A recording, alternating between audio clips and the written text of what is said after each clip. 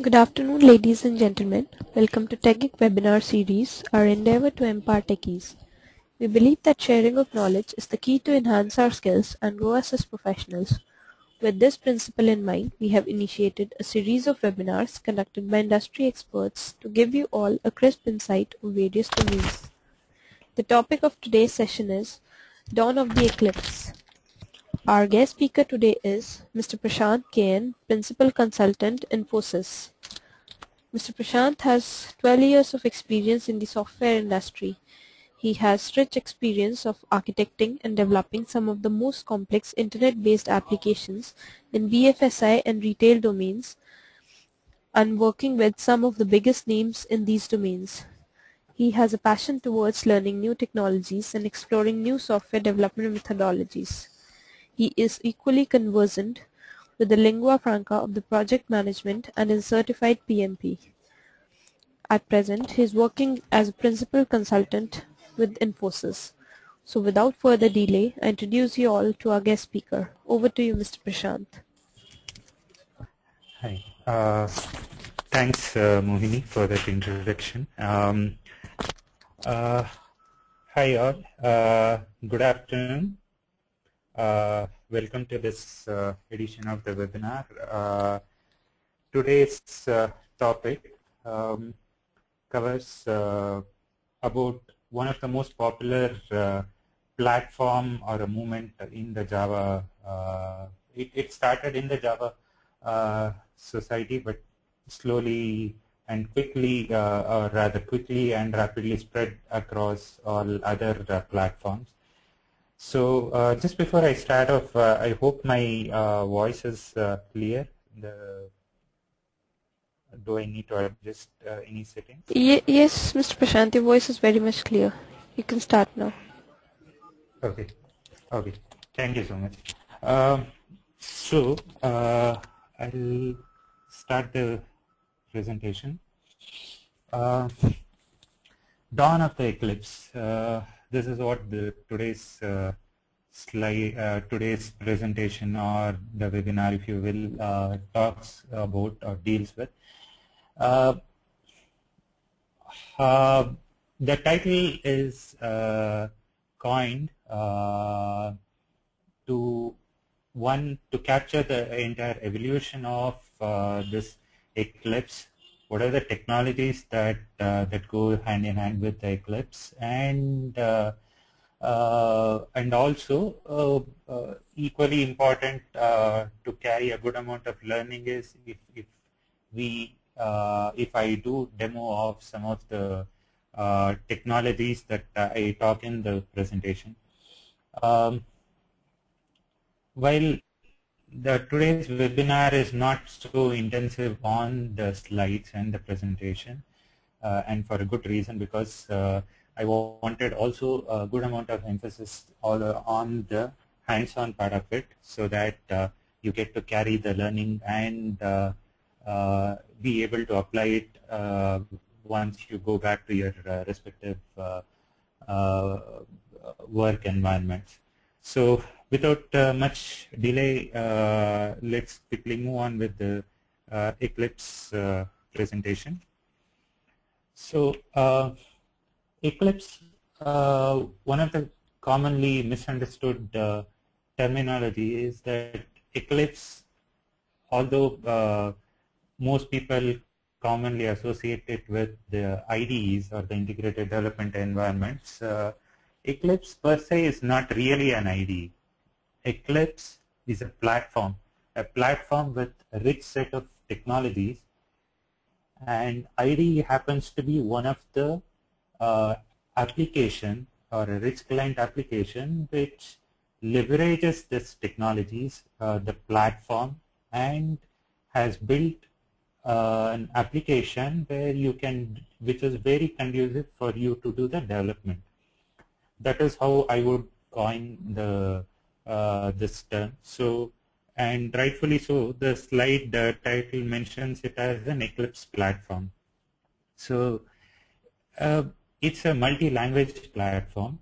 although most people associate it with the Java and the J2E side of things, but Eclipse has been available to other popular languages. For instance, C++. Eclipse has a very nice IDE for doing C++ development. Similarly for PHP, for Ruby, and for other languages as well. It was originally created by IBM and then later donated to a non-profit organization called the Eclipse Foundation.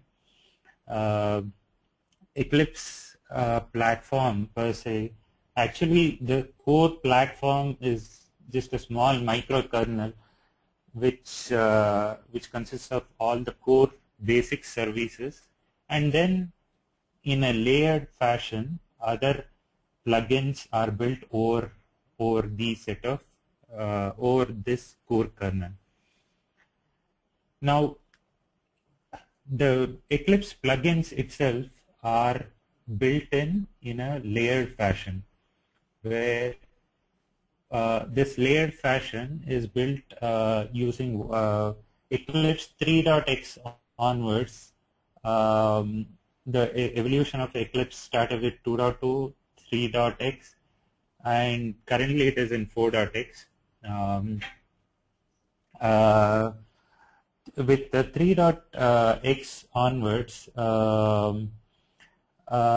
there was a significant shift in the way the Eclipse platform or the technologies were built using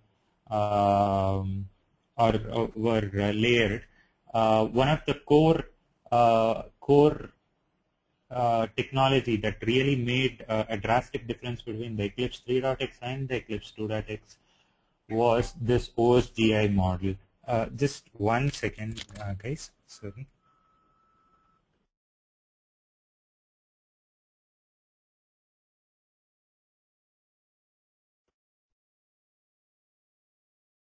Yeah, sorry about that. So Eclipse 3.x made use of OSGI platform or OSGI Alliance framework, which specifies a model in which your plugins are to be constructed.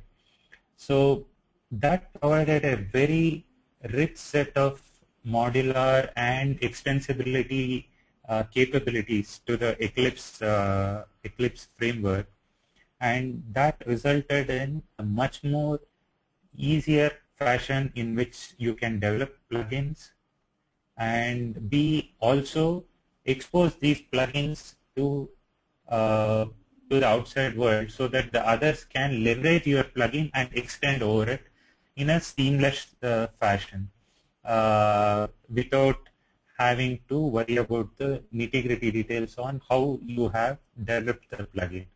So that resulted in a very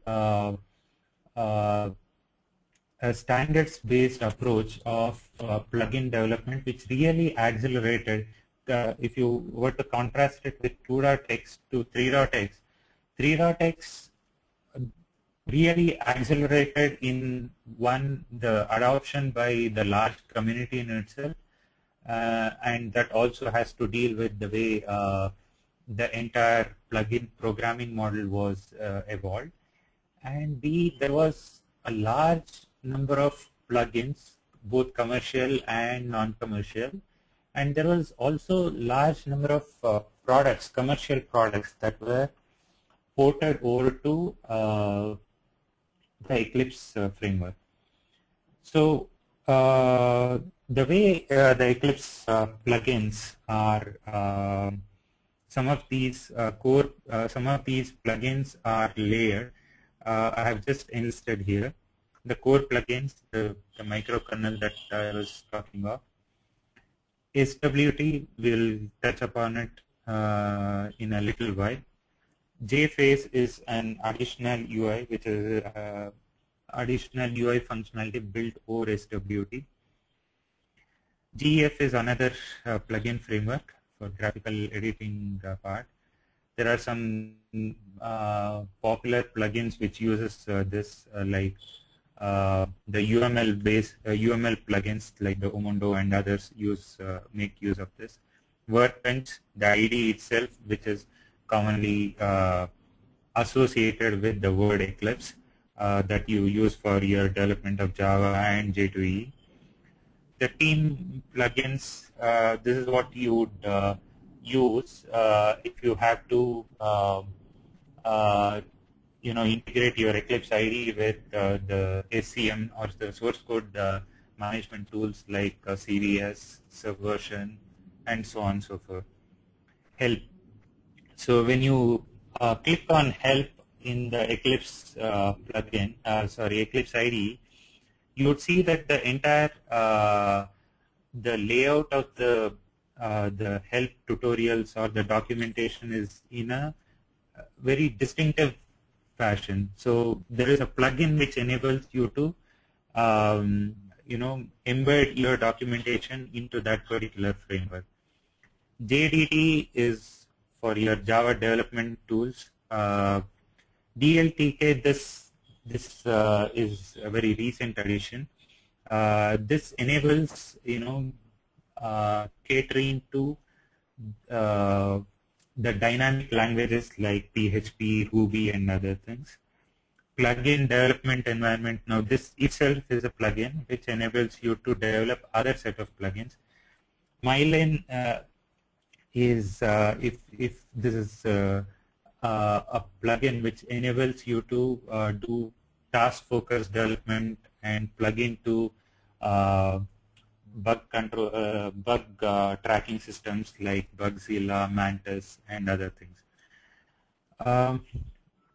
Moving on to the next slide. Some of the most popular plugins: JUnit, the Java unit testing tool. Eclipse EMA, this is a code coverage tool, works hand in hand with the JUnit. Subclipse is a Subversion Eclipse integration tool. BERT is a report designer tool. Jasper Reports is another reports designer tool. Reports designer, which is very popular. Spring IDE, which enables you to do development on the popular Spring framework. Checkstyle, this is for analyzing your code, and this is a static code analysis tool where you can analyze your code for some of the most common metrics like the code size, the method size, cyclomatic complexity, and so on and so forth. So there are a lot of metrics against which you can measure your code. Tomcat and Glassfish server plugins. This is in case you are interested on the Java E part of development. Then this is where you can have a Java E server and invoke that within your Eclipse IDE framework itself. Maven and Ant for building your code and doing it in a very structured fashion. So these are some of the most popular plugins on the Eclipse. Mind you, these are only the plugins. There are other products, other suite of products like the IBM Rational suite of products, Adobe Flex Builder, which uses this Eclipse framework and has a standalone applications in itself, using which you can do a whole lot of things, but they all under the hood make use of the Eclipse platform. And one of the common thing that people would tend to get misguided is just because the Eclipse framework and the platform itself is an open source thing, doesn't necessarily restrict you to make your tools or code as an open source. you're free to go ahead and make your plugins or the IDEs or whatever rich client applications that you develop as a commercial tool. So that is and some of the good examples for that is your the products that I just mentioned, the IBM Rational suite of products, um, and Adobe Flex Builder. And even when you go to the Eclipse marketplace, you can see some of the some of the tools which are commercial there. Moving on, okay, the Eclipse IDE demo. So what I would do is I'll just show my Eclipse IDE. Just for the sake of the demo, I have created a new installation of the Eclipse. It is just blank, and as you can see in the Project Explorer, there is nothing absolutely in it. So that it has some set of plugins, but I mean, for our sake of our demo, we will create it from the scratch so that you know for sure that I haven't rigged up this for the sake of the demo. While we will make the examples work so that you know that at the end of the session, when you do carry on these code examples that I mentioned here, they will work. So some of the most common features that I just want to show. I hope everybody can see the Eclipse IDE that I'm showing.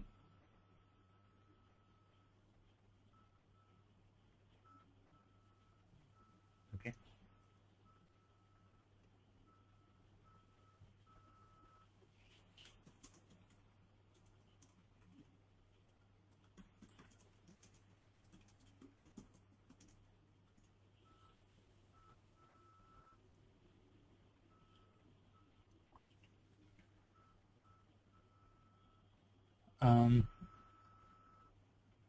So in Eclipse, as you can see, this is the Eclipse IDE. First, we'll just create a new project so that it makes me easier to explain the things. Instead of Java IDE, just shift to the Java perspective.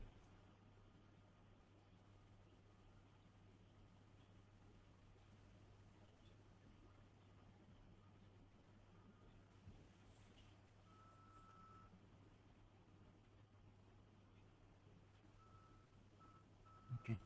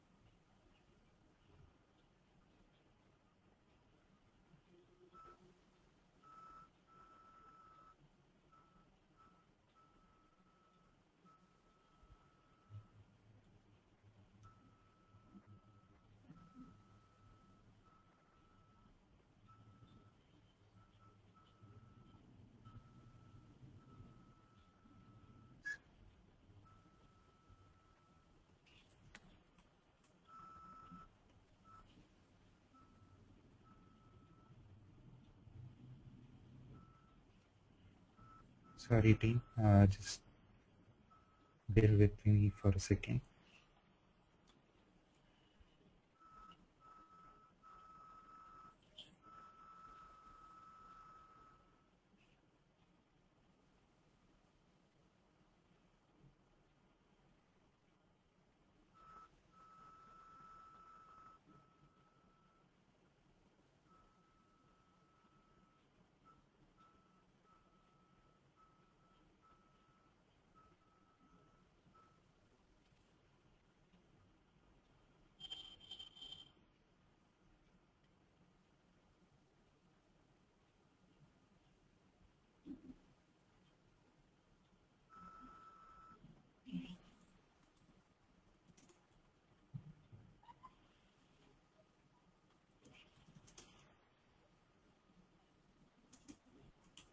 Mr. Prashant, we cannot see your screen now. Can you please share it again? Yeah, yeah yes, just 1 second. I have Eclipse just restarted, so I'm just Oh, okay, sure. stop sharing there.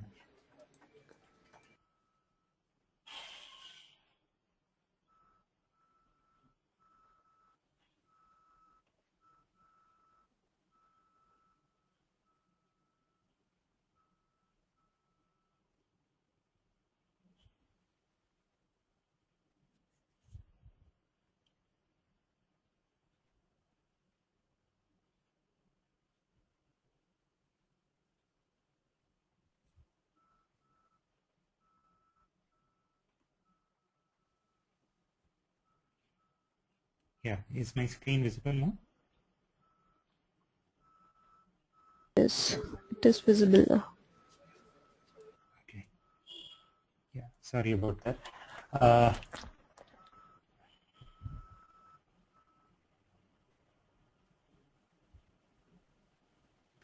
okay.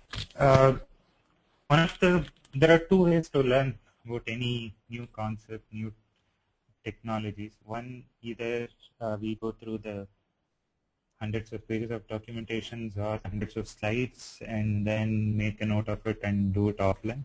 Or the other way is just go ahead and take the jump, and as you keep fiddling around with the various menu options and things like that. So we'll take the later approach in the best interest of time. And the best way to start off is create a project and then figure out uh, how Eclipse does this. So I've created a small Java project, Eclipse uh, Eclipse project. Now, at at a high level, this entire Eclipse IDE itself is a plugin. You can use this and extend it further. You can also view it as this entire Eclipse IDE is a standalone rich client application. And if you want to see the list of plugins that would have been installed here, you can just click on About Eclipse, Installation Details, and just click on the plugins.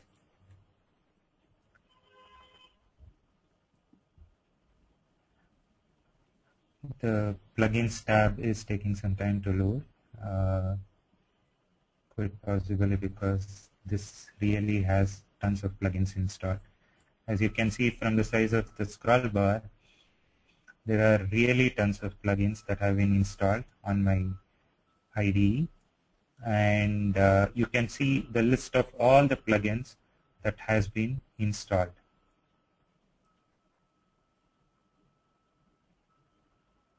Right? So and you can also install your own plugin, and that will show up out here. So and then there are features that are there as part of this Eclipse, and see, these are some of the icons that of the most popular plugins that I have installed, like the subclips that I was talking of. This is for the Eclipse MR code coverage. This is the Find Bugs project. This is again another subversion Eclipse plugin. This is Maven. And WTP is the Web Tools platform. This is for the enterprise edition of the Java. Okay. Now, within this, there is, for all the artifacts that you create as part of the within the IDE, there is a workspace that is associated, and if you go to that workspace, I'll just open the workspace location.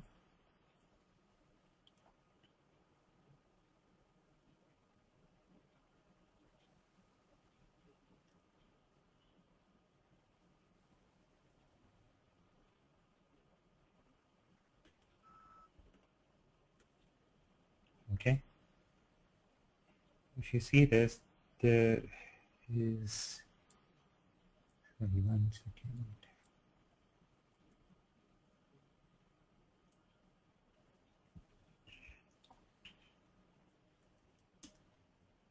Yeah. So this is where the this corresponds to the physical location of the project that you have created. SRC is where if you were to create source files, it would go and sit into this. Bin is where if all the compiled classes of the corresponding Java file would go and sit there. And settings are some of the preferences of JDT that I was talking of, the Java development tooling. So all those the preferences that you would have with the Java perspective. I still haven't talked of the perspectives and views, which I'll talk about in a minute. But all those preferences would get stored into this. And any other metadata, the plugin preferences, all of that will get stored into this, into your workspace. Now, I'll just go back into this. Yeah. Now, in Eclipse, per se, there are what we commonly categorize it as into various perspectives. Perspectives are, you could say, if I have to translate into a common English terminology, I would say is a coherent set of views and editors that is used to serve a common purpose or an objective. Quite simply put, as if I was interested in doing Java development, then I create a perspective that provides an entire ecosystem around it, which is like, for instance, views and editors. Views are a way. Views are a set of windows and Eclipse plugins that and UI widgets that allow you to view the artifacts that that you have to develop or edit. And editor is what enables you to produce those artifacts. Like, for instance, when as we go ahead and do the next part of the demo, which is related to SWT, there you'll see that all these windows that I'm moving my cursor over, left, the bottom, and the rightmost two of these windows are your part of the views, and the central window would correspond to the editor view. So these are these all together put together would what constitute as a Java perspective. You could have different perspective. As you move to the last part of the demo that I'll show, where we develop our own plugin, you will be actually prompted. By default, it opens in the Java perspective, but when you move into the plugin development, you will be actually prompted by Eclipse that the current perspective is not conducive for doing development of plugin. Do you want to change the perspective? So we'll see that in a little while. So let's move on to the presentation, because I have I want to show the development of the simple Java program using SWT, and that will help me to show more of Eclipse plugin related features. So I'll just go back to the slide.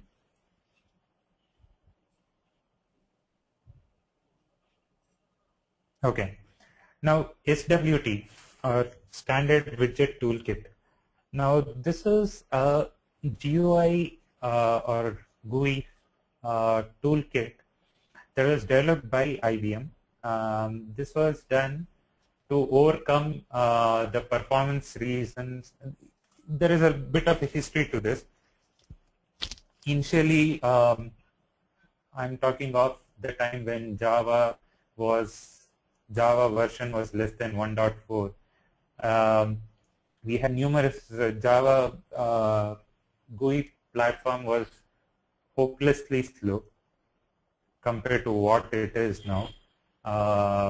When you had to develop the rich client applications or the standalone applications, the performance of it compared to the native platform applications, it was terribly slow. And at the same time, IBM was also interested in developing an IDE which they wanted to use for as you know, probably IBM used to produce one of the most popular IDEs way back then called Visual Age for Java. I'm not sure how many of you have got chance to use it or work with it, but it was very powerful, very popular. It's just that it was a bit more memory intensive, and at times it was prone to crashes, but when it was up and working, it was very good platform for doing developments. At that time, IBM wanted to develop it in a GUI platform that is very close to the native look and feel and also the performance. I've read some of the articles that IBM in those days was planning to develop a toolkit or the rich client application which was very close to the way Microsoft's popular development environments was, but then again these are hearsays and some of the articles that I've read. But never mind. But IBM was the first to experience all this slowness and decided that there is an acute need for a GUI toolkit which is very very close to which produces widgets which are very close to native platform in look and feel. At the same time, it is very very low on performance overhead. So that is what led to the evolution of standard widget toolkits. Standard widget toolkit, as mentioned here, is an abstraction layer that delivers native widget functionality in an OS-independent manner. How it is done in an OS-independent manner, I'll touch upon it in a little while. It is a foundation for the entire Eclipse platform UI, no doubt about it. I'll show in subsequent slides how this has been done. It was developed by IBM to overcome AWT's LCD problem and performance problems. So let's briefly touch upon what is this LCD problem. LCD stands for least common denominator. So Java AWT or abstract window toolkit, the way it worked was it identified a common set of widgets that were available across platforms, and then there was a peer widget that was there in Java, mirroring the native widgets, and then the control used to be passed to the native widgets for rendering. Now, this really limited the visual appeal of the applications that was being developed in the Java AWT.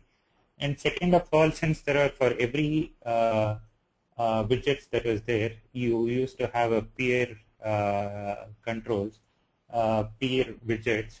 So there was a bit of memory overhead involved because of creation of those additional Java classes. The way SWT solves this problem is it builds a common layer. It builds a very thin common layer of Java code, and then whenever there is a need for rendering a widget, it immediately passes a control to the native widget wherever possible, and the native widget shows up. So there is a very little performance overhead in doing so. And for all native widgets, if you were to look under the hood of SWT code, it is available for free download. You can go to eclipse.org/SWT and find out more about the source code itself. If you look under the source code, you'll find a whole lot of actually, when you are prompted to download, you will have to download the SWT against that particular platform, Windows, Linux, and so on. So if you go to that particular platform's code and download it, you'll see a whole lot of Windows API source code also. The C and MFCs and C++, VC++ code. So why that is required is that there are a lot of JNI, or the Java native interface code, that is there. So the control passes to the native widget through these JNI calls. So that's really a small distraction from what we wanted to cover on SWT, but that's just for your information in case you're curious as to how the control is being passed to the native widgets. But you may be wondering, what if that particular control is not available in the platform that we are dealing with? So in such scenarios, the SWT layer for that particular platform would have an emulated code, so that will take care of producing that particular widget. For example, that I've listed here. The tree widget is native in Windows, but it is emulated under Linux. So SWT makes sure that whenever there is a native widget available, it immediately passes the control to the native widget, and whenever it is not there, it will emulate it. Now, how does that happen? Because there is not one SWT jar that will work for all the platforms. There is SWT jars that are specific to a platform, and you will have to download that for building your SWT widgets. So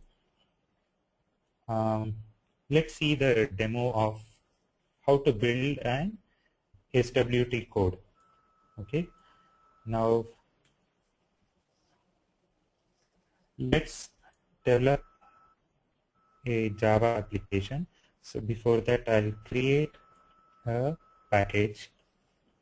Let's call that test.package. Okay. Now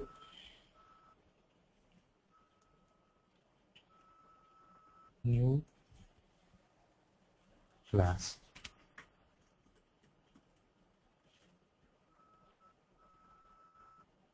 And I'll check public static void main, which means that I want to run produce a standalone Java program which can be run from the command line.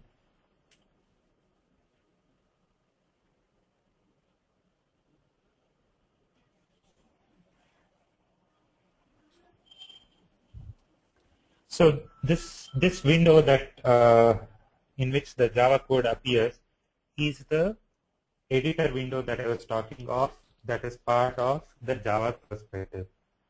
So each perspective would have an editor which has been customized to take care of the nuances of that particular perspective. So the Java perspective has a lot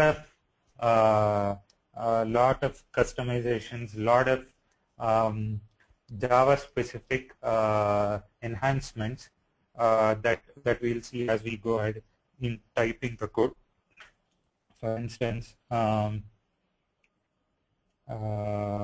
let's say I wanted to add a system node.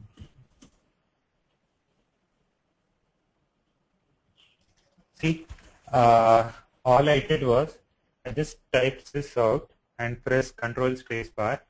You'll have to remember this Control Spacebar shortcut because we will use that in a lot of places. So as I typed this out and pressed that, it just expanded that entire thing. There are a lot of other things that are there. To go into preferences.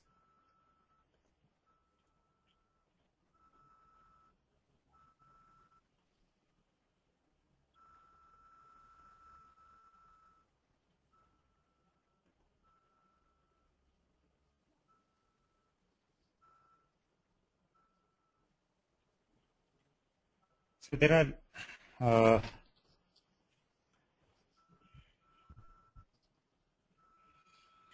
are a lot of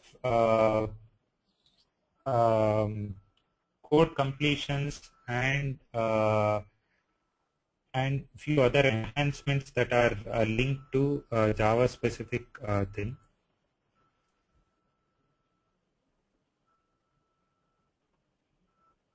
Code templates, there are formatting that is listed here, organize imports and how you would want it.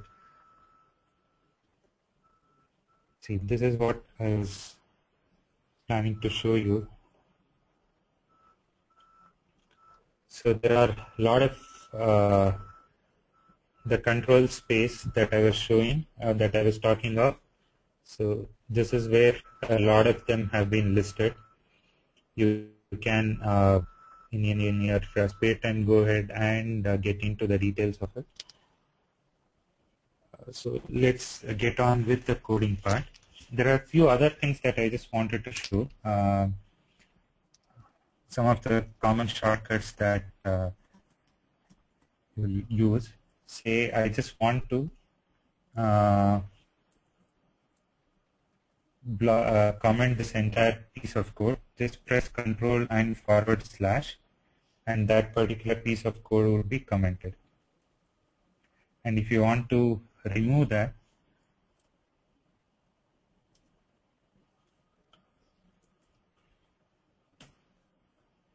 you can just right click,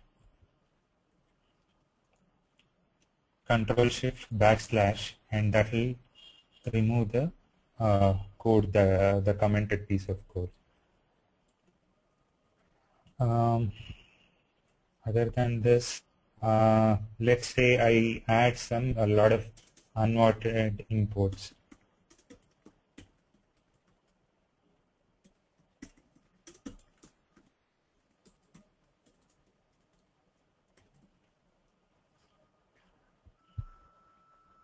Sorry.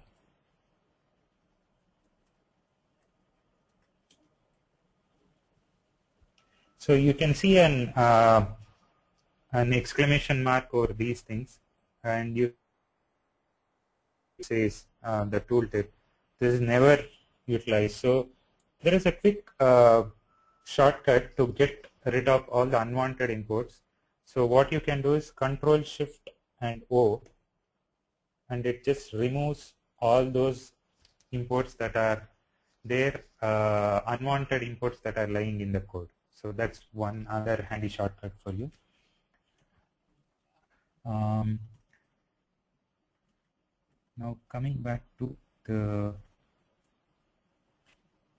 code, I have just in the interest of time, I have developed all these codes on the source code that I intend to do a demo of it. So I'll just overwrite this. So now you can see that I have intentionally made sure that all these errors are highlighted because I want to show a particular, I want to highlight an important concept.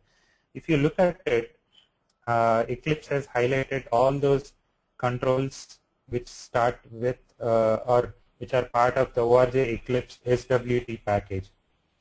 Now, why is that? Because this particular project doesn't have the necessary set of jars that are required to run this or use these set of widgets. So what is the way out? So just right click on the project properties, Java build path, and then go to libraries, add external jars.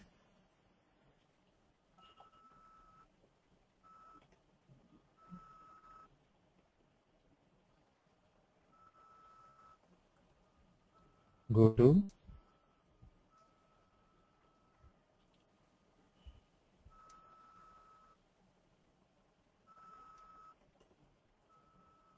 I have downloaded, if you look at it, can you see this? I have highlighted a particular folder. This is what I downloaded from the Eclipse SWT website. If you see this, this is the SWT for Win32 and x86 platform. So if you want to download it for Linux and x86, there is a separate set of download for that. So now I'll just add SWT and I click OK. If you look at it, did you see all those errors disappear? So this is what I just wanted to highlight to you. I'll just briefly touch upon the code that is required, what each piece of line here talks of. But before that, let's just run it once, just to make sure that the code that we have written actually works.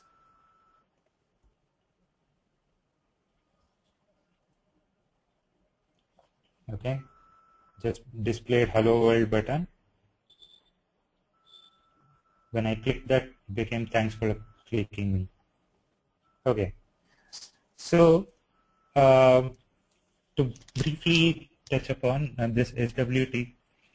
Now, the core class of SWT is the display. It's, you can say, the mother of all classes, the start and the it has to come into existence from the start, and it will be the last one to disappear in the code when the program exits. So display is that one big controlling class, and each window that you produce corresponds to shell. A display can have as many number of windows or frames, and each one of them corresponds to a shell in SWT parlance. And what basically I'm doing here is producing a window. The set text, basically when I run this, one more shortcut for running the program is Control F11. So if you look at it, the Hello World title is basically just this, the set text. The set bounds is basically restricting the window size. The set layout is you have different layout managers which arranges the widgets. Fill layout is the most simplest of the layout managers. What it basically does is, as and when you fill the window with the widgets, it will make sure that all of them have the same size, width, everything. Color is just a resource that in a resource is a terminology that is used in SWT. So color is a resource that you are going to utilize for putting it in a particular color. Now, one of the things, I'm sure a lot of you would have, I'm just making this assumption, a lot of you might have been familiar with the Swing toolkit, which comes with the JDK. One of the difference between the listeners that you would see in the Swing toolkit and the SWT is in a Swing toolkit, you'll probably use a very generic name for the action listeners. Say add mouse event listener or add action listener.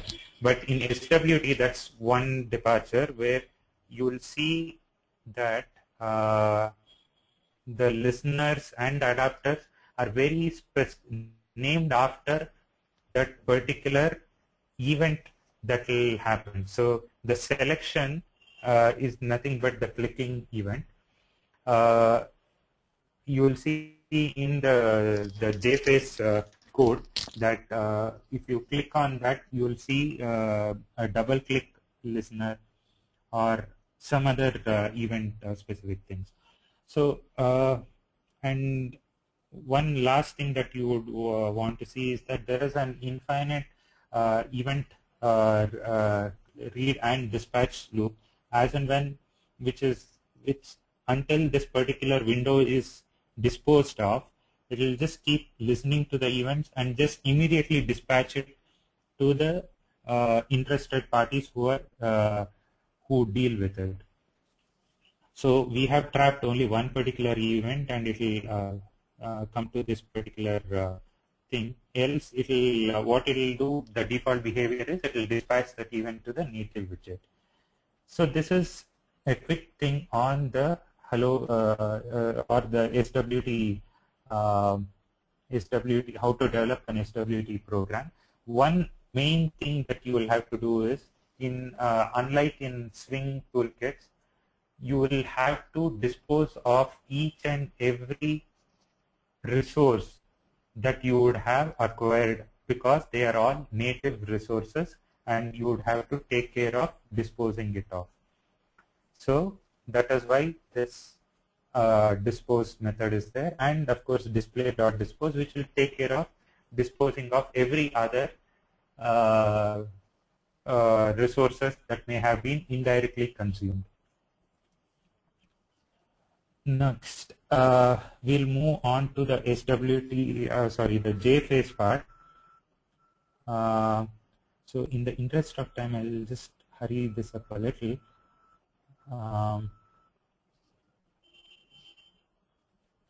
So what basically this slide says is that SWT is the core, and over that JFace. JFace was, you can compare and contrast. It's not an exact one-to-one comparison, but it is, JFace is what Swing is to, JFace is to SWT what Swing is to AWT, which is built, it builds over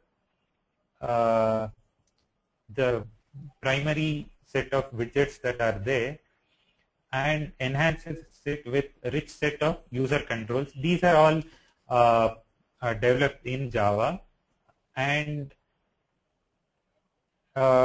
these set of controls also deal with one more aspect, which is when you pass control to the native widgets, you can only deal with basic data types in terms of passing controls to the native widgets in terms of strings or integers.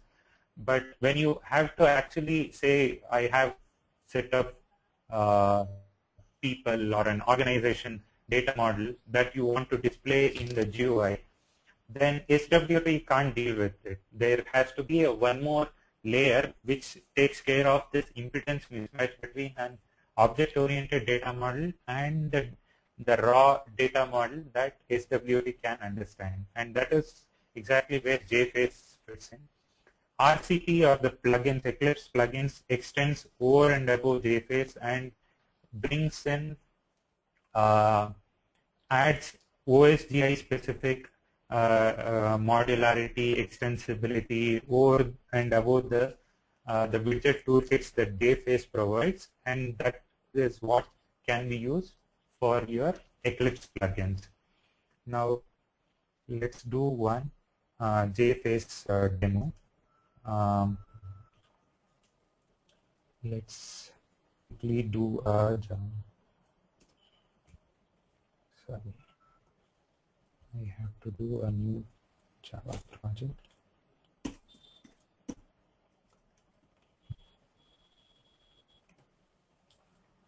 Okay.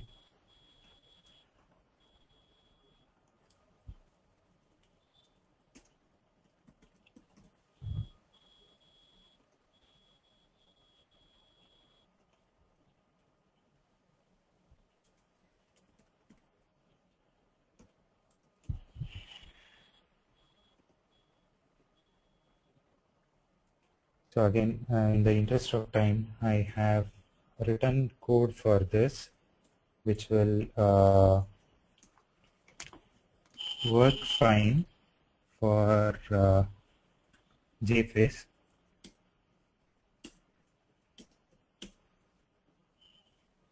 Okay, now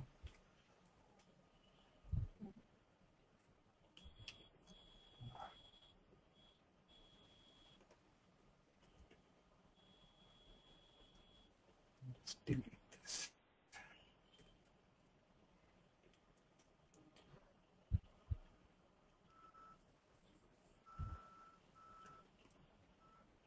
Again, I have intentionally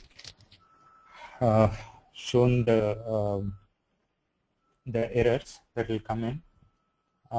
One, of course, we will have to add the SWT jar, because JFace builds over and above the SWT. Now, there are a list of JFace specific things that have been highlighted here, and the way to overcome those is you go to the Eclipse installation. Eclipse Indigo is what I have been installed, and you will have to add a certain set of Eclipse jars, which are those Eclipse core commands,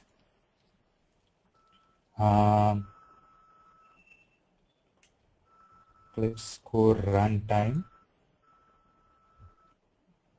Then there are JFace, ORG Eclipse JFace specific jars.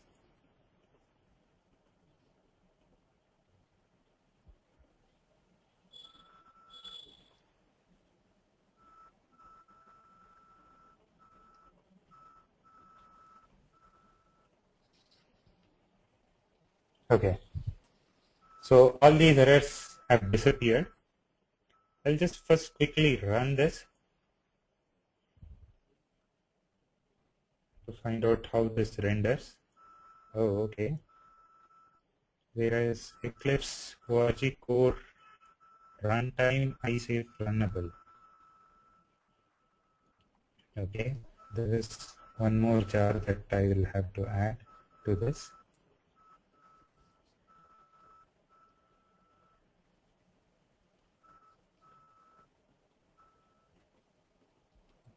Just give me a second.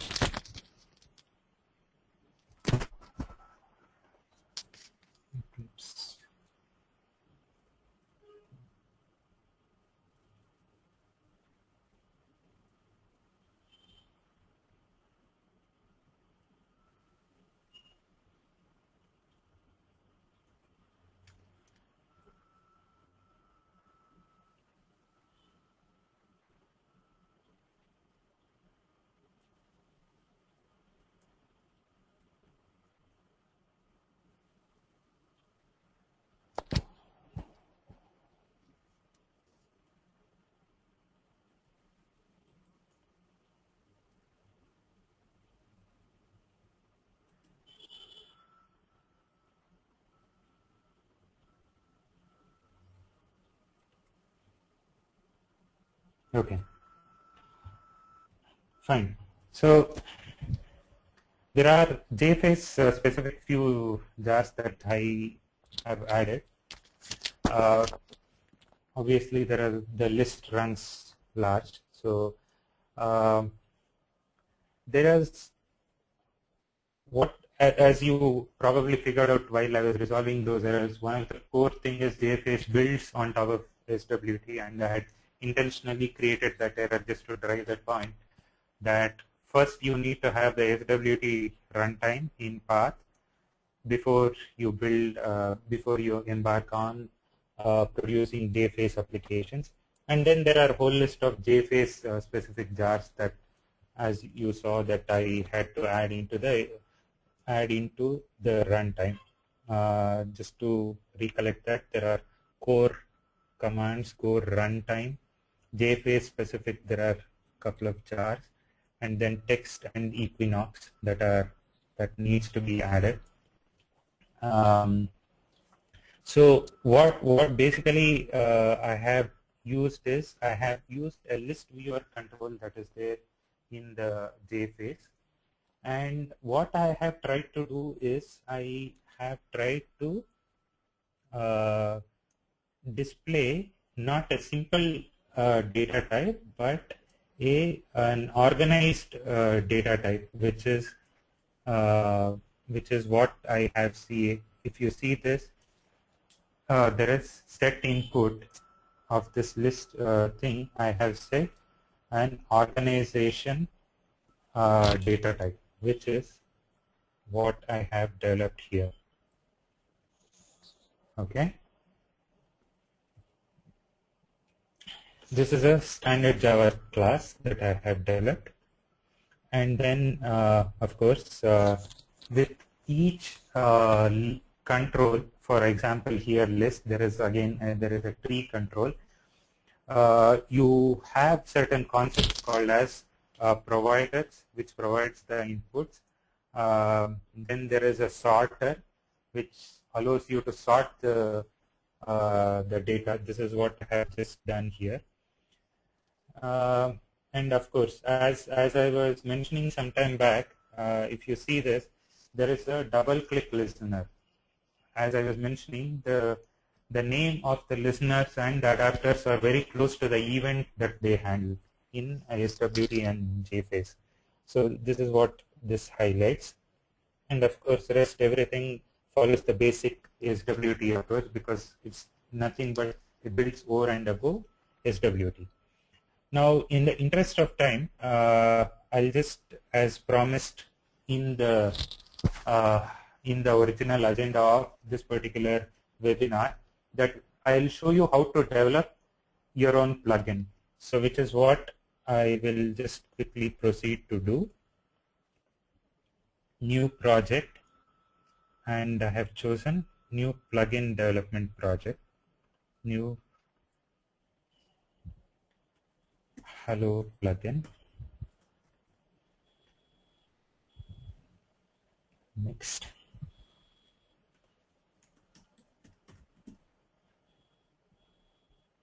I'll just talk about what each thing is in a little while.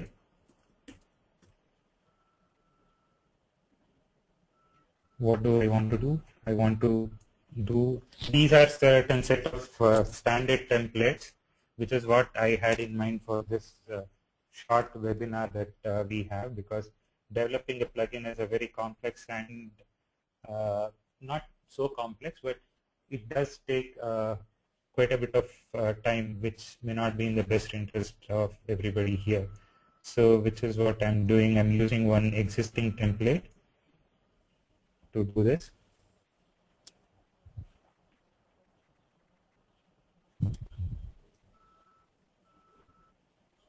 Click the finish button. Just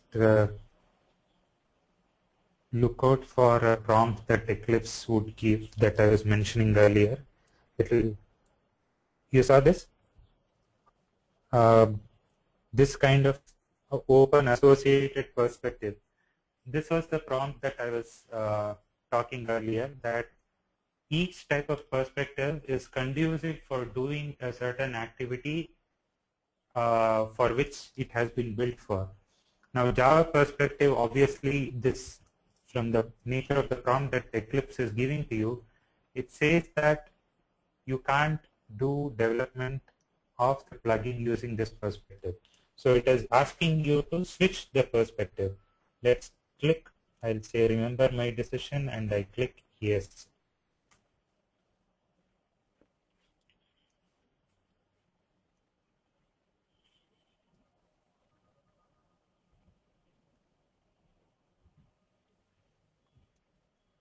Okay.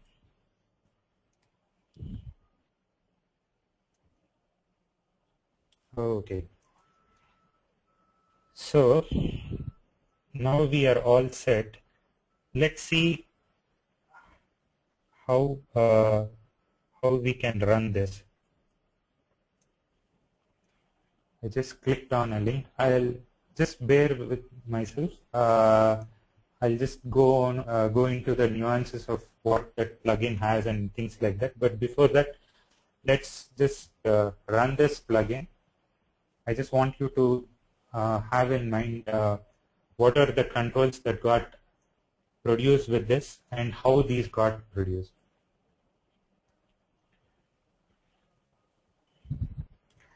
One of the things while this Eclipse is running and launching itself, one of the things that you need to keep in mind is that for running, what we are producing here was not a standalone program. It was a plugin which needs to be run under a parent container, which is an Eclipse IDE. So when you click on the launch Eclipse application, what Eclipse is doing is it will launch an Eclipse, a different instance of Eclipse IDE, and then within that particular Eclipse IDE instance, it would load these particular plugins that you have developed. So that is exactly the reason why Eclipse is launching a plugin.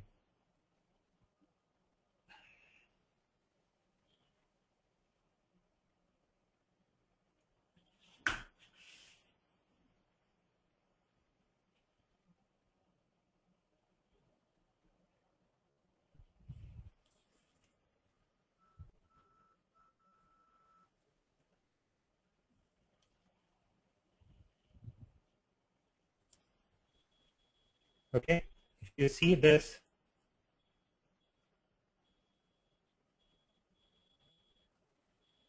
you all see the sample menu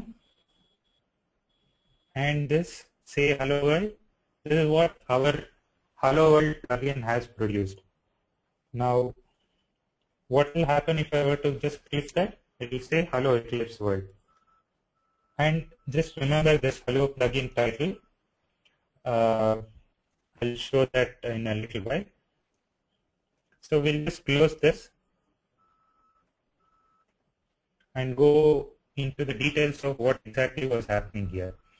Now, for this, what has been opened here, for every Eclipse plugin that we produce, there needs to be a file which captures the metadata, the data about the nature of the plugin, the dependencies it has on other plugins, and so on and so forth.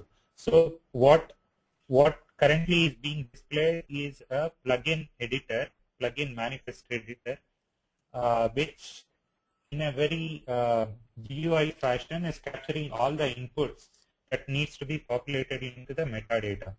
ID is hello plugin is what I've mentioned. This needs to be unique for every plugin because Eclipse loads and identifies the plugin using the combination of plugin and the provider.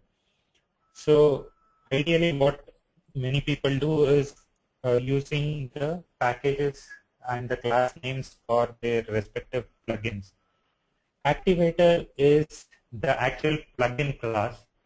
The plugin class is called the activator.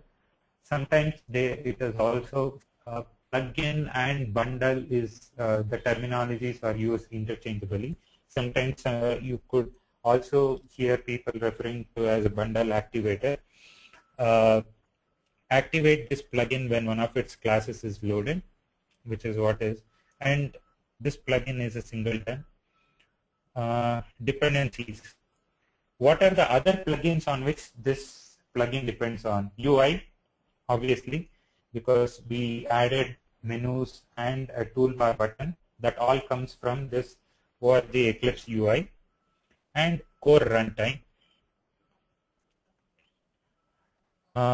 In case this plugin depends on another, let's say Java class, say you wanted to do some kind of logging. Maybe you wanted to do logging using Log4j.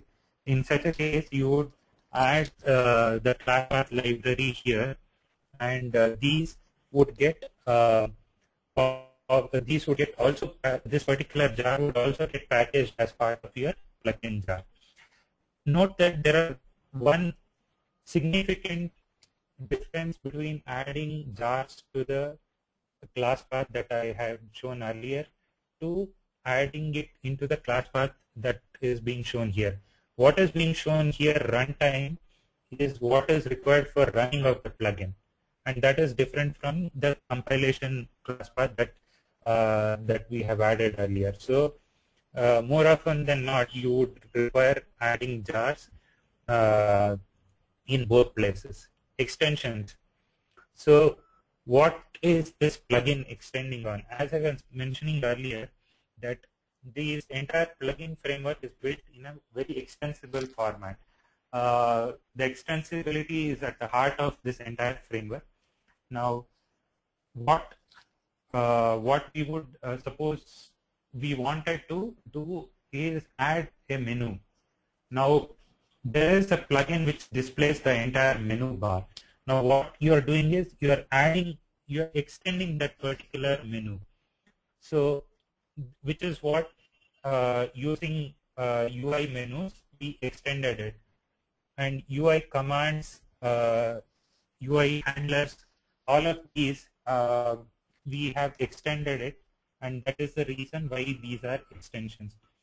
Extension points. This is another important thing, which we'll not, which we can't cover in the duration of this time. But extension points is if you want to expose some of the extensions so that somebody else can extend your plugin, then this is what comes as extension points. This is a very complex and one of the less documented part in the Eclipse, where you would have to build a schema and then expose that. It's a little tedious and very involved process. Build what exactly you want to get packaged as part of this plugin. So we have chosen to only package manifest plugin XMLs, and then manifest MF. So this is what we just wanted to show. Bundle name, as I was mentioning earlier, plugin and bundle is used interchangeably. Bundle name or plugin name is the hello plugin. Bundle activator, as I was mentioning earlier, same as the plugin activator or the main plugin class, which is what gets loaded.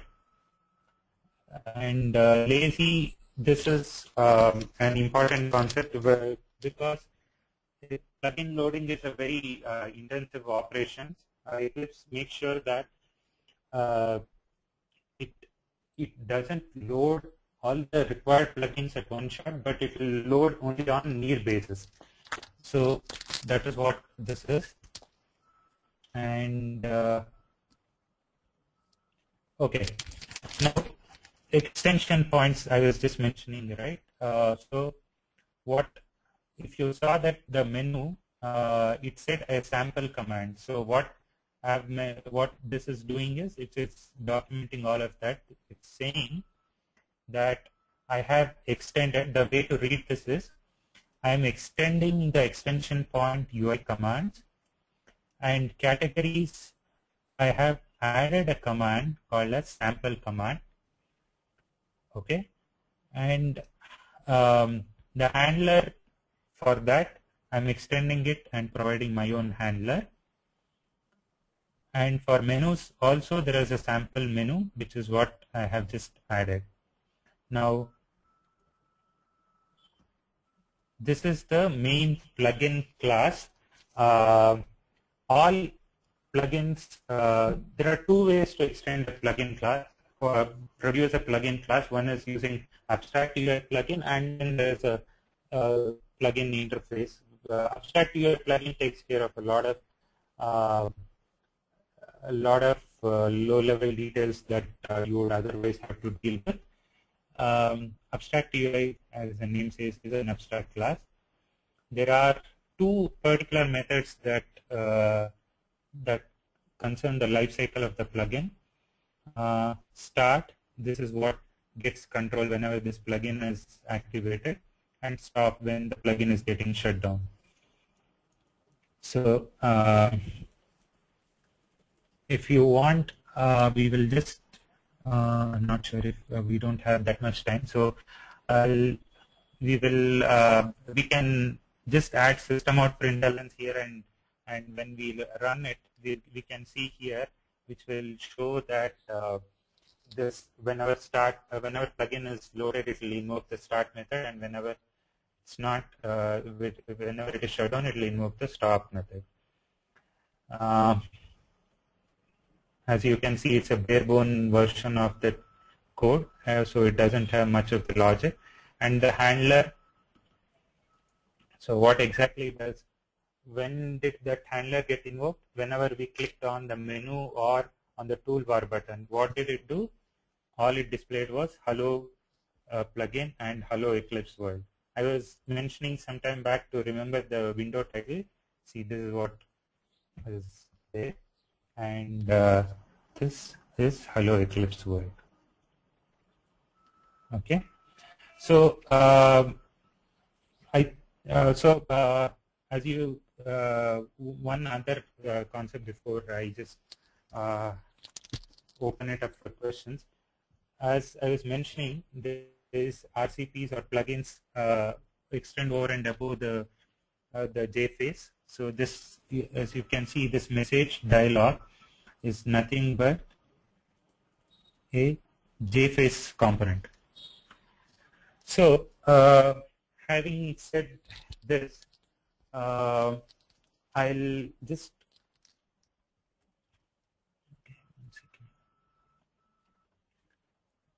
so now that we have finished the demo, I'm opening up for questions. I know we covered a whole lot of concepts, but I didn't. But I think I have emphasized on the important concepts, so that you can later read up and then use it to your application in your respective projects. So I'm happy to cover more details in the questions. So moving, I'm open for questions. Well, thanks for the insightful presentation. Let's take up the questions now. I've already assigned you some of the questions. You can please open your questions pane and you would find them there. Okay.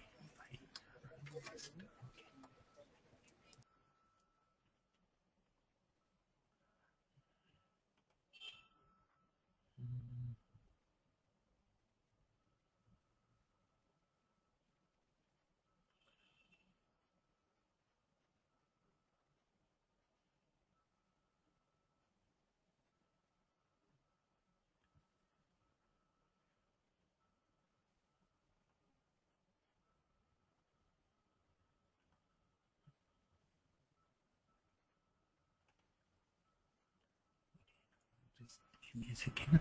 I have to pop up this question. That's really minimized. Okay. Okay.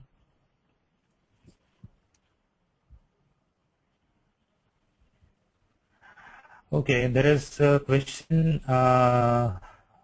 from Naga Muddu Kishore. Will this Eclipse support for the Python language? Yes, there is, with the addition of DLTK, the dynamic language toolkit, it is possible to add support for dynamic language. To be honest, I haven't researched per se on whether somebody has already quoted for it, but the last I know of the languages that have been ported was Ruby. I know there is that Eclipse Ruby IDE, and there was also a PHP based one, so I'm sure it is possible. Can I import my project from and file? By Bibu Mishra.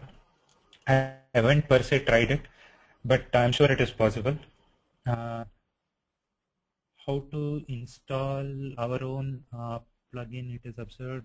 There is a question by Mr. Venkatesh. It is absurd that sometimes Eclipse gets busy in processing some activity and hence results in. Oh, sorry, I'm just clubbing two questions. One was the questions by Mr. Venkatesh. I have a doubt how to install our own plugins. I've just showed that. There are three ways in which you can install your plugin. One is you just, as you saw the Eclipse plugin project, you just export that. 1 second, I'll just show you. I'll start sharing my screen. And where is this?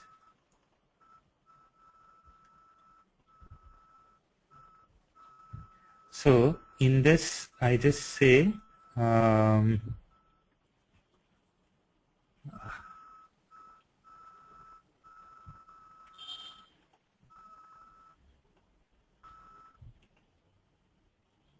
okay, export the plugin in a suitable format.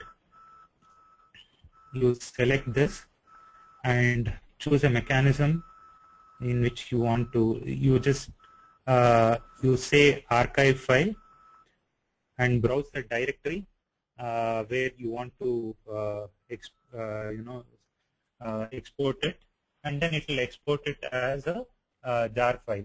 And then you take that jar file and copy it into the Eclipse plugins folder. That is how you can make sure that this will pick up your plugin. Of course, you will have to restart Eclipse for it to load those plugins. And again, to delete that, you will have to again stop Eclipse because it won't allow you to delete that once Eclipse is in operation. Then there's one next question is, and then there is one more way to install plugins. You can set up an Eclipse update site where using Eclipse. I'll just show you another mechanism where this is how I install Eclipse. Check for, sorry, not this. This is for updating existing one. Install new software, and you can mention here an Eclipse update site, and it will go to that site and download and it the installation for you. So that's another mechanism. Then there is another question by Mr. Girish Mahajan. It says it is absurd that sometimes Eclipse gets busy in processing some activities, hence results in slow performance. So how can one optimize the Eclipse performance as per the project needs? Yes, it is possible that once you install a whole lot of Eclipse plugins, it tends to get slower because a lot of those third-party plugins, you don't know how they have been coded. As and when they load, it will consume a lot of time and memory. So one of the simpler, I mean, this requires a more detailed answer, but the interest of time, what I would say is, one, if it is third-party, just install only those bare minimum that is required for you to do the job and clean up the rest of the others. But if you are asking me how you can optimize your own thing, then there are a whole list of best practices. If you follow that, your plugin will be optimized in terms of loading time. I want to know about GEF plugin. I am going to start working. This is by Vijay Mathur. I want to know about GEF plugin. I am going to start working on plugin. Unfortunately, I would have loved to cover this, but this is in the interest of time. There are books available on the Eclipse plugin. There is one book written by I think Roxpress, and then there is one more book which I can't recollect. Those talks of various Eclipse plugin library, and for GF you can also research on the Eclipse website. It has a lot of good articles. You can use this. How debugger work for plugin? Can you please give example by Mr. Let me just open this.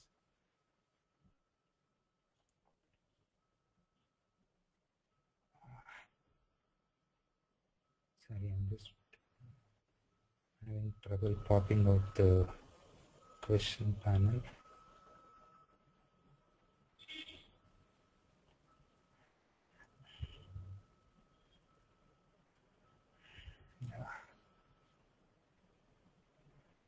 Mr. Jamil Ahmed, how debugger work for plugin? Can you please give example?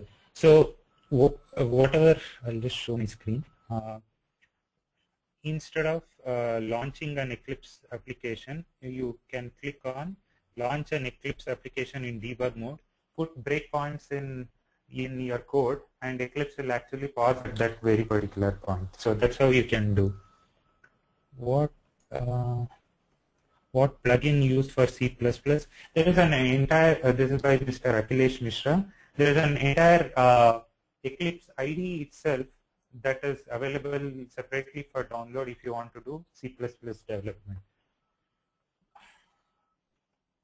How do I, there is Mr. Hrishikesh Shahu, how do I get in contact with other Eclipse user? You can do so by seeing more details on the Eclipse site. I haven't done this before, so I can't give you the exact details, but I'm sure there are a lot of forums out there using which you can get in, and there is also a paid subscription to the Eclipse itself where you can become what is called a friend of Eclipse, and you can do that.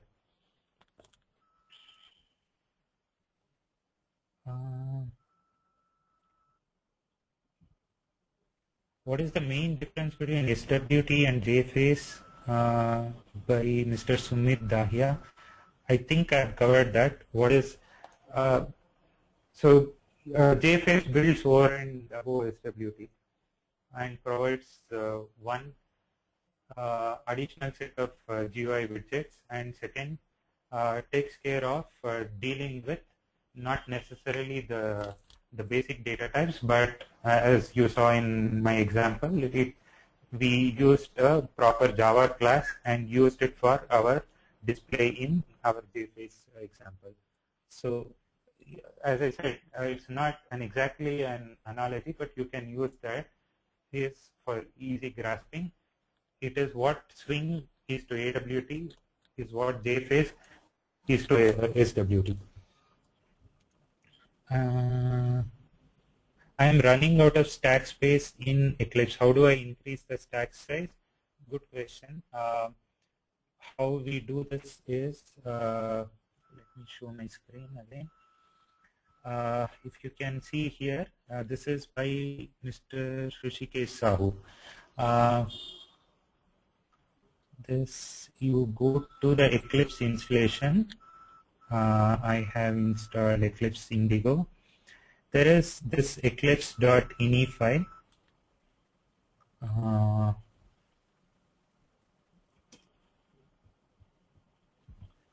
And here you can control the Java heap size parameters. You can add XMS and XMX parameters out here. That will take care of your things. Also, I mean, this is just again a band-aid solution. You really need to find out exactly why you're running out of space. Either there is genuinely low memory resources on your system, or Eclipse is trying to load a lot of things, which is preventing it from running. If we need to develop a plugin for our own applications which runs within by Mr. Anup Nair, I don't think I get this question. If we need to develop a plugin for our own application which runs within WebSphere, App Server, what will act as a container? I don't know. I mean, Eclipse WebSphere itself is, there is a plugin that has been developed for running WebSphere itself under Eclipse Java Enterprise Edition. On top of it, in case you need control over components that run in the Eclipse or the Java EE, you can always put breakpoints, or you can use JMX controls. I don't think having a plugin for that is really the right way to go about it. I had a team of 7, sorry, this is a question by Mr. Shivesh Jain. I had a team of 7 people. I want to track their code development. By which plugin I can manage my team tasks through Eclipse? There are a lot of team development related plugins that I was mentioning earlier, that there are entire plugin category for team development. So using the SVN and other things, you can use team development, and also with mailing tasks, you can do, for instance, you assign a bug to a person, and you can get those, integrate the task that a person does for that particular bug by integrating it with a bug repository like Bugzilla or Mantis, things like that. There is a question by Raj Saini, sir, how can we add struts plugin in Eclipse IDE once for a lifelong project? You can always add the struts plugin. It is available. You can go to Eclipse Marketplace and search for struts plugin. There you can download it. Which version of Eclipse is good for developing Hibernate project? I would say this is the question by Ashish Roy. I would say the latest is the best. I use Eclipse Indigo. That's the last in the 3.x series, which is 3.7. So far I'm pretty happy. As you can see in my folder structure, I am an Eclipse fanatic. I just keep, I have a Galileo out here, the one which was previous to Indigo, and so I mean I just keep jumping on to the latest version, but don't get into the bleeding edge. Like getting into 4.x is really getting into the bleeding edge, because the 4.x model is evolves over and above the 3.x model. The plugins, I'm not sure. I haven't read much about the Eclipse 4.x. So stay in Eclipse 3.x, and I would say use. One more, this is actually a good question, because Eclipse 3.3 and before works in a different fashion, and Eclipse 3.4 onwards works in a different fashion. So I would say go ahead, stay with Eclipse 3.7, Indigo, or Galileo, which is one version before. So yeah, this is all, Mohini, I have in the questions box. I think I've covered all. I'm not sure if I managed to answer satisfactorily for all of them, but in the best interest of time, I think I've managed to give. I'm really thankful to you, Mr. Prashant, for conducting this webinar. It was indeed a great session. I would also like to thank all our participants for their support in making this webinar a success. The recording of this webinar will be available on techgeek.com by tomorrow. Thank you all. Have a great evening. Thank you. Thanks, Mohini, and thanks, everybody. Bye.